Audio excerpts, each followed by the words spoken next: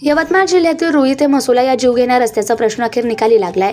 अवधा solar कंपनीच्या जड मशिनरीमुळे पूर्णपणे उखडलेला आणि शाळकरी विद्यार्थ्यांसाठी रोजचा धोका बनलेल्या या रस्त्याची दुरुस्ती राष्ट्रवादी काँग्रेस पक्ष शरद पवार गटचे अल्पसंख्याक जिल्हाध्यक्ष जावेद अली काझी यांच्या धडकेबाज आंदोलनाच्या इशाऱ्यानंतर अवघ्या 2 दिवसात करण्यात आली. रुई ते म्हसोला हा मार्ग शाळकरी विद्यार्थ्यांसाठी अत्यंत महत्त्वाचा आहे. मात्र अवधा सोलार कंपनीच्या अवजड वाहतुकीमुळे रस्त्यावर मोठमोठे खड्डे पडून तो खड्ड्यांचा नरक बनला होता.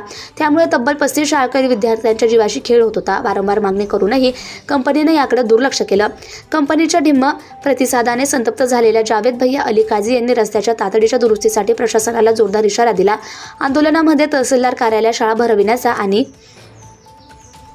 अगदी JCB जाळण्यापर्यंतची तयारी दाखवल्याने प्रशासनासह पोलीस आणि कंपनीचे अधिकारी खडबडून जागे झाले. केवळ इशाऱ्यावर न थांबता विद्यार्थ्यांच्या सुरक्षिततेसाठी जावेद भैया यांनी स्वतः पुढाकार घेत आणि स्वतःच्या खिशातून खर्च करत रस्त्याच्या दुरुस्तीचं काम हाती घेतलं. सलग 2 दिवस ट्रॅक्टर आणि 1 दिवस JCB लावून त्यांनी जाड गिट्टी आणि मुरुम टाकून हा धोकादायक रस्ता केवळ 2 दिवसात सुपर रोड बनवला. या ऐतिहासिक यशामुळे स्थानिक नागरिक, पालक आणि शाळकरी विद्यार्थ्यांमध्ये आनंदाचं वातावरण आहे. जावेद अली काझी यांचं मत, विद्यार्थ्यांचा प्रश्न हा राजकारणाचा नाही तर समाजकारणाचा आहे. शाळकरी मुलांच्या जीवाशी तडजोड होऊ देणार नाही.